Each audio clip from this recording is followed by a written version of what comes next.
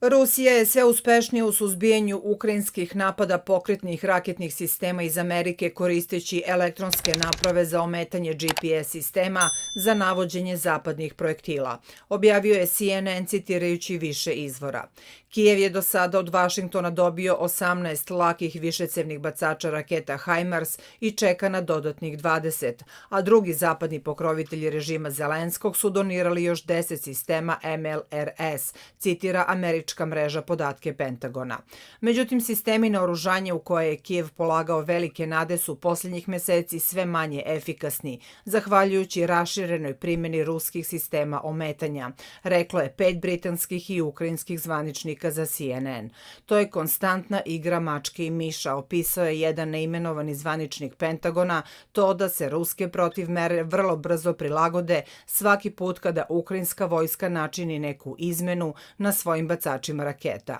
Imajući u vidu to da se ukrajinska vojska u velikoj meri oslanja na HIMARS sisteme, ova igra mačke i miša postaje još vrelije pitanje u svetlu očekivane ukrajinske ofanzive, napominju američki mediji.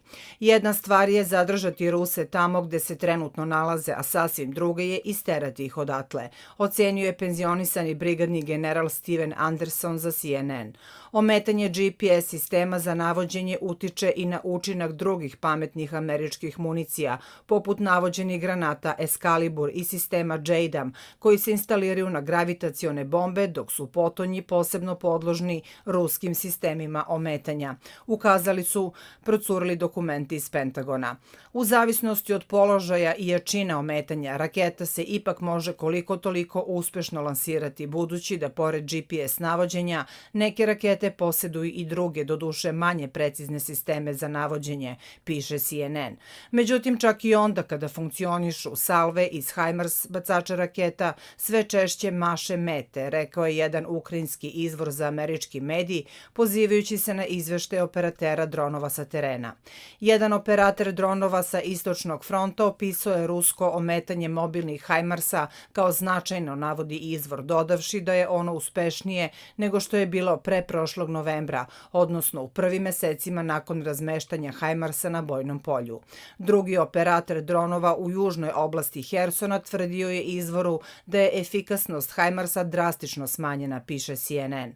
Još jedan problem za ukrajinsku vojsku predstavlja to što se ruske snage izmestile van dometa HIMARS sistema, a koji iznosi oko 80 km.